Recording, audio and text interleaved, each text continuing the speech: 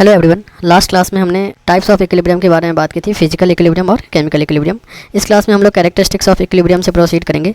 तो सबसे पहला पॉइंट है हमारा, equilibrium can be established from any direction, मतलब इक्विलिब्रियम जो है वो फॉरवर्ड डायरेक्शन और बैकवर्ड डायरेक्शन दोनों डायरेक्शन से हम अटेन कर सकते हैं। दूसरा पॉइंट है, at equilibrium rate of forward और रेट ऑफ बैकवर्ड रिएक्शन वो हमेशा बराबर होगा, इक्वल होगा। Concentration of reactant and product becomes constant. Equilibrium point पे कॉन्सेंट्रेशन ऑफ रिएक्टेंट और प्रोडक्ट कांस्टेंट हो जाता है और रेट ऑफ फॉरवर्ड और बैकवर्ड रिएक्शन जो है वो भी बराबर हो जाता है। ये हमने लास्ट क्लास में ही ग्राफ के हेल्प से देख लिया था। तीसरा पॉइंट है, there is no change in any of the measurable property after equilibrium. एक बार रिएक्शन इक्विलिब्रियम अगर अटेन कर लेता है तो कोई भी मेजरेबल प्रॉपर्टी में चेंज करने से कुछ इफेक्ट उसके ऊपर नहीं होता। There is no effect of catalyst at equilibrium. Catalyst के बारे में अगर अपन बात करें तो कैटलिस्ट एक ऐसा सब्सटेंस है जो रिएक्शन के रेट को ऑल्टर बिना रिएक्शन में पार्टिसिपेट किए हुए, ठीक है। It can only alter the time required for the attainment of equilibrium. ये इक्विलिब्रियम को अटेन करने का जो टाइम है वो या तो इंक्रीज कर सकता है या तो डिक्रीज कर सकता है, depending upon the nature of catalyst. Delta G गिव्स free energy is equal to zero at equilibrium. Equilibrium में जो गिव्स फ्री एनर्जी होता है उसकी जो वैल्यू होती है वो हमेशा जीरो होती है। और इक्विलिब्रियम हमेशा डायनामिक नेचर का होता है, मतलब जिस रेट से रिएक्टेंट प्रोडक्ट में कन्वर्ट हो रहा है उसी रेट से प्रोडक्ट जो है वो वापस किस में कन्वर्ट हो रहा होगा, रिएक्टेंट में कन्वर्ट हो रहा होगा। तो उसको हम बोलते हैं कि रिएक्शन जो है वो डायनामिक इक्विलिब्रियम में है। आगे बात करें तो अगला जो पॉइंट है हमारा, अगला जो टॉपिक है वो है लॉ ऑफ मास एक्शन।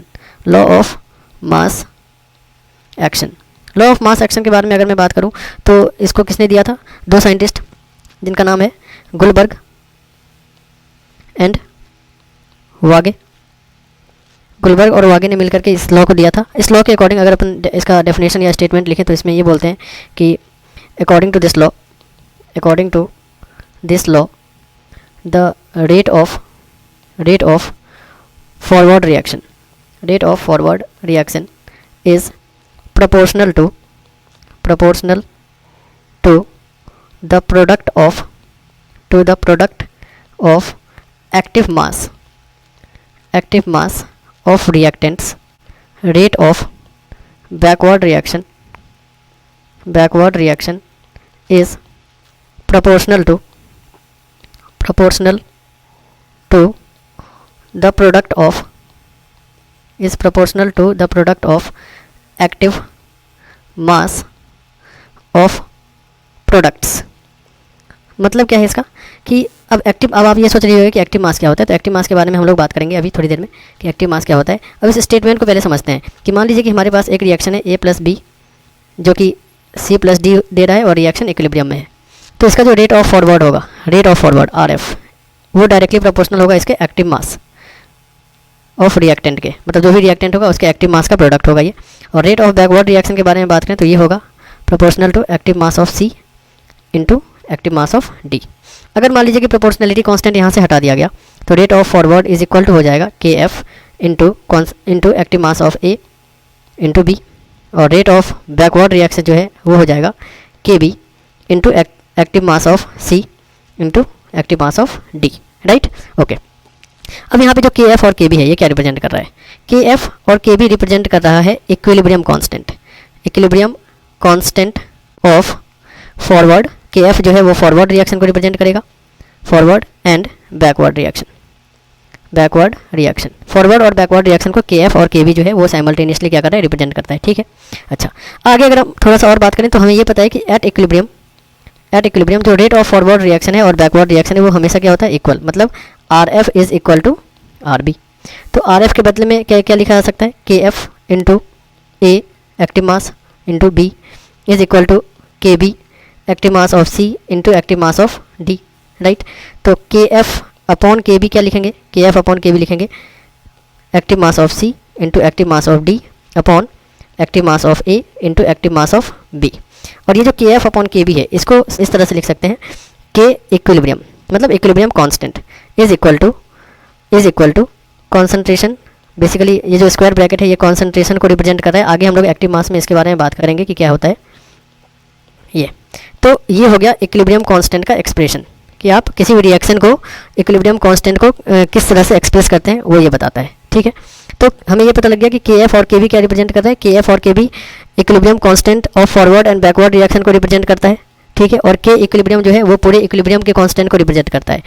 एक चीज़ और है कि ये जो के इक्विलिब्रियम है ये सिर्फ और सिर्फ टेम्परेचर और स्टोइचियोमेट्री से चेंज होता है। स्टोइचियोमेट्री से हम इसको अफेक्ट कर सकते हैं, बाकी किसी भी वैल्यू से के इक्विलिब्रियम जो है वो कांस्टेंट जो है वो चेंज नहीं होगा, इसके ऊपर कोई भी इफेक्ट नहीं पड़ेगा। ठीक है, ये सिर्फ और सिर्फ टेम्परेचर और स्टोइचियोमेट्री के चेंज होने से ही चेंज होता है। ठीक है, जैसे मान लीजिए कि मेरे पास एक इक्विलिब्रियम एक रिएक्शन है 2A plus 2B gives out C plus 2D। अब इस इक्वेशन को आपको इक्विलिब्रियम कांस्टेंट के टर्म्स में इसको एक्सप्रेस करना है, तो कैसे एक्सप्रेस करेंगे?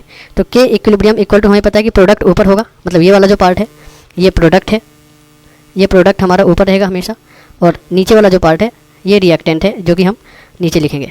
ठीक, तो हमें ये पता लग गया कि जो प्रोडक्ट है उसको ऊपर लिखेंगे, मतलब स्क्वायर ब्रैकेट के अंदर C।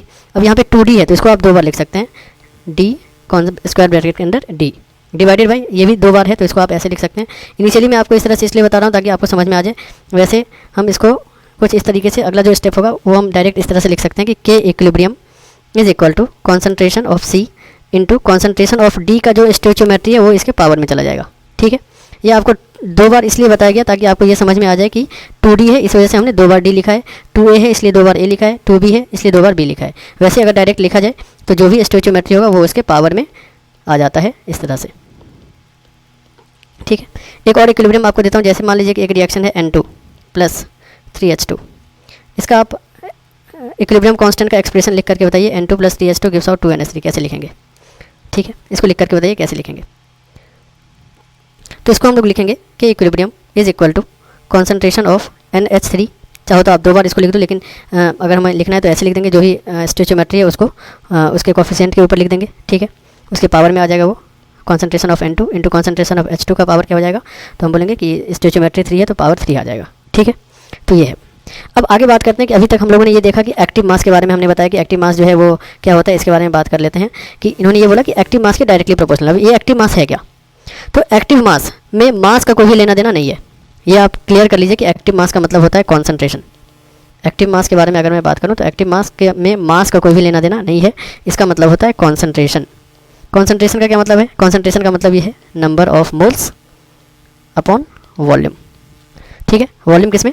लीटर में, number of moles upon volume. ठीक है, ये कॉन्सेंट्रेशन का मतलब है। अगर इसके यूनिट के बारे में बात करें तो एक्टिव मास का जो यूनिट हो जाएगा वो हो जाएगा मोल पर लीटर। ठीक, अगर मान लीजिए कि गैस है तो गैस के केस में हम क्या देखते हैं? गैस के केस में हम पार्शियल प्रेशर देखेंगे, जो यूनिट होगा वो हम कॉन्सेंट्रेशन के बदले में हम क्या देखेंगे? पार्शियल प्रेशर देखेंगे गैस के केस में। ठीक है, बाकी के केस में हम कॉन्सेंट्रेशन देखेंगे। तो इसका जो यूनिट होगा वो हम लिखते हैं, यूनिट हम लिखते हैं ATM, एटमॉस्फेरिक प्रेशर। ठीक है, अब हमें ये पता है कि एक इक्वेशन होता है जिसको हम बोलते हैं ideal gas equation, PV is equal to nRT। तो यहाँ से अगर मैं बात करूँ तो P is equal to N upon V into RT, right. अगर मान लीजिए कि टेम्परेचर को मैंने कांस्टेंट कर दिया, ठीक है, तो मैं ये लिख सकता हूँ कि P is directly proportional to N upon V, और N अपॉन V हमने क्या बताया? N upon V is what? N upon V is concentration, अगर हमने टेम्परेचर को कांस्टेंट कर दिया। ठीक है, एक पॉइंट आपको ये ध्यान रखना है कि किसी भी रिएक्शन में, जैसे मान लीजिए कि हमारे पास एक रिएक्शन है A जो कि सॉलिड स्टेट में है, B जो कि गैसियस स्टेट में है, C जो कि लिक्विड स्टेट में है, और ये दे रहा है D जो कि गैसियस स्टेट में है, E जो कि लिक्विड स्टेट में है। इस तरह से रिएक्शन है। ठीक है, तो आप ये देख लीजिए कि सॉलिड भी है, लिक्विड भी है और गैस भी है। ठीक, अच्छा, एक और रिएक्शन ले लेते हैं। एक और रिएक्शन हमारे पास है, मान लीजिए कि A solid plus B gas gives out C solid plus D gas. एक और रिएक्शन है, A liquid plus B gas gives out C gas plus D liquid. ठीक है, तो इस रिएक्शन में आप देखो, पहला रिएक्शन हमारा ये है जिसमें हमने सॉलिड भी है, लिक्विड भी है और गैस भी है, तीनों चीज़ है। दूसरे में सॉलिड गैस के साथ सॉलिड है, तीसरे में गैस के साथ लिक्विड है। तो अगर गैस के साथ या तो सॉलिड आए या तो लिक्विड आए या फिर दोनों आए, तो इस कंडीशन में हम ये देखते हैं कि जो सॉलिड और लिक्विड का जो एक्टिव मास होगा उसको हम यूनिटी मानते हैं। मतलब अगर गैस के साथ सॉलिड और लिक्विड है तो उस कंडीशन में active mass of solid and liquid is taken as unity, उसको हम 1 मान करके चलते हैं। ठीक है, तो ये आपको ध्यान में रखना है। क्लियर है? तो ये होता है एक्टिव मास। एक्टिव मास का क्या मतलब है? Concentration. What is concentration? Number of moles upon volume. ठीक है, तो आज का क्लास हम लोग यहीं तक रखते हैं। नेक्स्ट क्लास में हम लोग different types of equilibrium constant पढ़ेंगे, उसके बारे में बात करेंगे। Thank you.